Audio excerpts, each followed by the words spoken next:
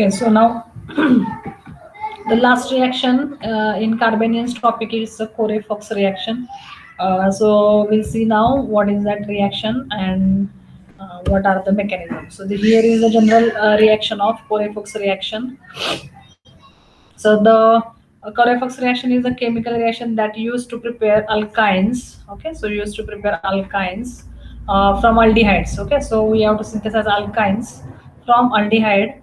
It is named after its discoverer Elias James Corey, E.J. Corey. So he is one of the famous scientists in organic chemistry, and Philip L. Fox in 1972. Okay, so this reaction has reported in 1972 by E.J. Corey and P.L. Fuchs. Here is the diagram or general reaction of the conversion of aldehyde in presence of tetra CCl4 or tetra halides and triphenyl phosphate as a catalyst. So the same thing we have observed in previous reaction. In our previous reaction, apple reaction, we have say observed same thing. In that one we have seen that we converted OH group to halide, so with the help of tetrabromo halide. Okay, so or tetra halides and in presence of triphenyl phosphine as a catalyst. So same reagent, same things we are going to incorporate here, and we are trying to synthesize this alkyne. Okay, so first we have to uh, we are going through one intermediate olefin, dibromo olefin, and this dibromo olefin on treatment with butyl lithium and water, it gives the alkynes as a final product. Okay, so this one is reported by E.J. Corey and Fuchs in 1972. Okay, this is the reference for this Corey and Fuchs reaction. Next one, Corey-Fuchs olefination is a two-step reaction involving the reaction of an aldehyde and tetrabromomethane. Okay, CBr4 or CCl4. Mostly they have taken CBr4 in the presence of triphenyl phosphine to synthesize 1,1-dibromo olefins. So first product is intermediate product is 1,1-dibromo olefins, and this 1,1-dibromo olefins we are going to convert in second step. In presence of N-butyl lithium as a base, we will convert this 1,1-dibromo olefin to the terminal alkynes. Okay, so our motto of the synthesis of terminal alkyne is very important, because there are a lot of demand for the terminal alkynes in the synthetic organic chemistry, and due to that one, these scientists Fuchs and Corey discovered this reaction. Okay, so Corey-Fuchs reactions have a lot of importance in total synthesis of several biologically active natural products. Okay, so this one, whatever synthesizing alkyne, that one we are going to use as a starting material in different total synthesis of alkaloids or other things. Okay, now we'll see the mechanism. As we know, first stage of this one, that activation of the triphenyl phosphine with help of the CCl4 or CBr4. So here is the phosphorus containing lone pair. So phosphorus acts as a Lewis base, and we need to activate this phosphorus by abstracting one Br plus and eliminating the generating this type of carbanion, trichloro or tribromo carbanion. Okay, so here is the activation of phosphorus we have achieved by reaction in between triphenyl phosphine and CBr4. Okay, so once we got phosphorus, positive charge on phosphorus, and we are going to use this moiety for the further reaction. So here again, the generated carbanion we are going to react with the positively charged phosphorus moiety, and in this way there is a generation one more a sigma bond in between phosphorus and carbon atom with elimination of Br minus. Okay, so here is the we generated phosphorus carbon bond with positive charge on the phosphorus atom, and that one is neutralized by the Br minus species. Then again, this generated intermediate molecule of phosphorus carbon bond formation, that one we are going to react with the triphenyl phosphine as a Lewis basic moiety, and this one how they do react these two moiety in between, and we need to generate this type of dibromo phosphorus containing compound. Okay, so now here phosphorus having 5 different bonds. So now this one is a neutral compound. Here phosphorus contains only 4 bonds. So phosphorus is either trivalent or pentavalent. Okay, so here he is tetravalent. That's why it's a positively charged. So electron deficient species, and this electron deficient species is neutralized in this way. Okay, so this phosphorus atom abstracts bromine from here, and one more Br minus species from the our reaction medium.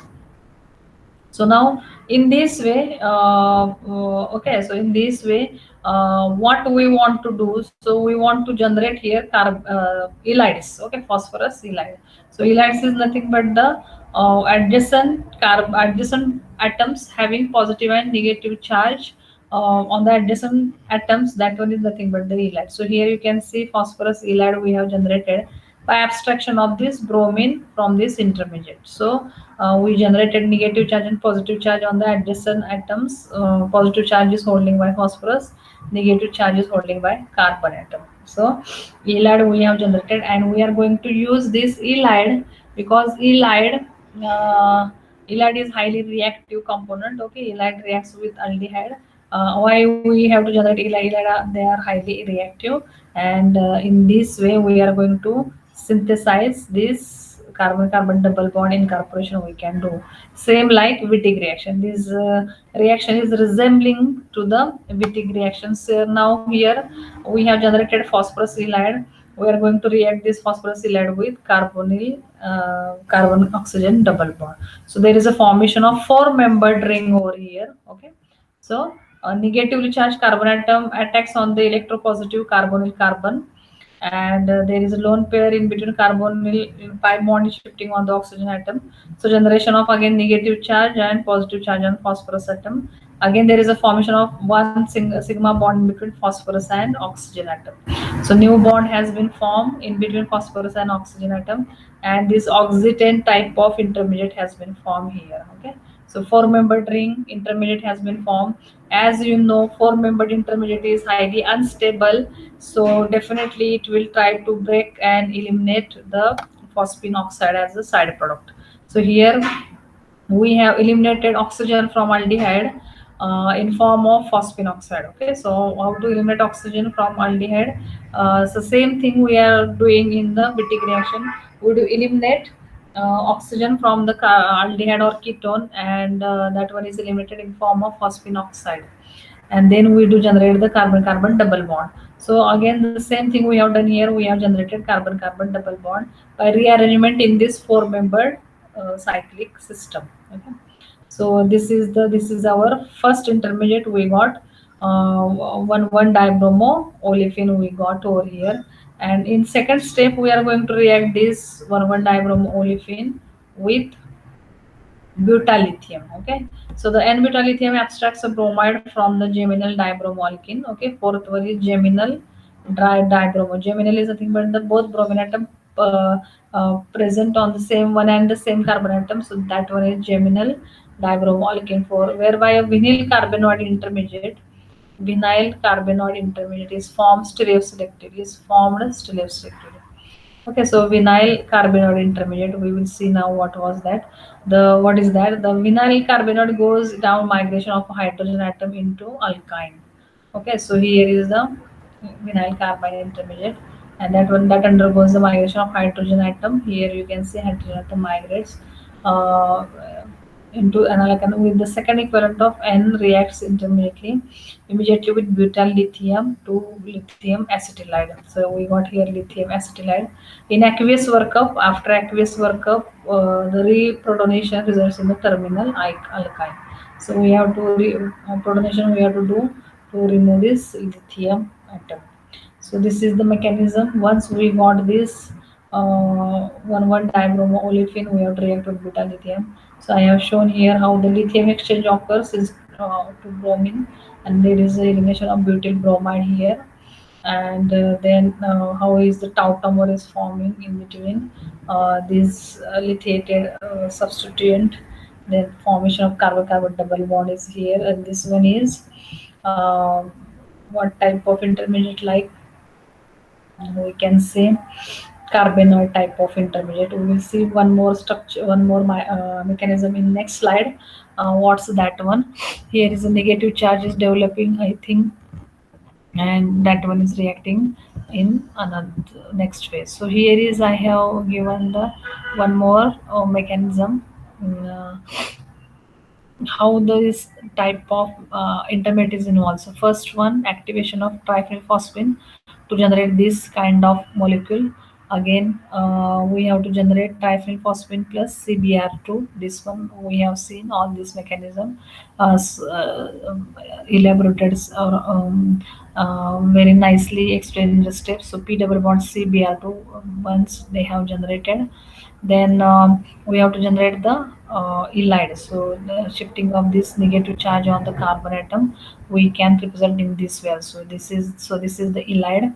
So once this ylide form, we can react with the aldehyde, and we do get this four membered cyclic ring, same like Wittig reaction. So we can call this Wittig type reaction. So after elimination of triphenylphosphine oxide, we can get this type of one first intermediate, and this first intermediate we are going to react with n-butyl lithium. So one of the bromine is replaced by the lithium. Alpha elimination. Okay, so lithium is getting eliminated by leaving behind its lone pair. Bromine, also LiBr is getting eliminated. So formation of this type of carbenoid intermediate. This this type of bond has been formed. Okay, that means dative covalent bond, we can say. This one again on rearrangement is a lone pair which is present on carbon atom, again on rearrangement, and that one. So our group is detaching from this carbon atom, and that one is going to attach this carbon atom. Okay, and lone pair which is present on carbon atom, that one is shifted in between carbon carbon. Okay, so carbon carbon triple bond and hydrogen is getting attached over here. So like that, and again on treatment with n-butyl lithium, we got over here lithiation again. We have to remove this proton, we got lithium over here, and we once we got lithium here, we can exchange this lithium with any kind of electrophile. So in this way we are getting this type of terminal alkynes. Okay, so conversion of aldehyde into dibromine alkanes proceeded by similar mechanism to the Wittig and Appel reaction. So same mechanism we have seen. Appel reaction, we have seen the initial activation of triphenylphosphine with CBr4, that one observed in Appel reaction, and Wittig type cyclooxytane formation, and then opening of that four membered cyclic rings. That the same mechanism we have observed in Appel reaction. So the last statement, the formation of alkyne by alkyl lithium is not simple E2 elimination.